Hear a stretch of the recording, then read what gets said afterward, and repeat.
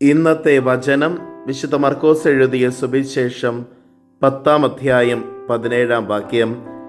യേശു വഴിയിലേക്ക് ഇറങ്ങിയപ്പോൾ ഒരുവൻ ഓടിവന്ന് അവൻ്റെ മുൻപിൽ മുട്ടുകുത്തി ചോദിച്ചു, നല്ലവനായ ഗുരു, നിത്യജീവൻ അവകാശമാക്കാൻ ഞാൻ എന്തു ചെയ്യണം? കാരുണ്യവാനും സ്നേഹനിധിയുമായ നല്ല ദൈവമേ, അങ്ങേ തിരുസന്നിധിയിൽ ഞങ്ങളുടെ എല്ലാ പ്രാർത്ഥനകളെയും ചേർത്ത് വയ്ക്കുന്നു.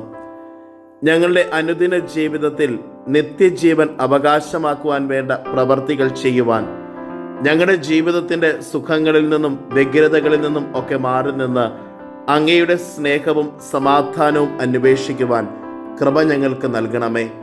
അമ്മേ മാതാവേ, ഞങ്ങൾക്ക് വേണ്ടി മാധ്യസ്ഥം യാചിക്കണമേ.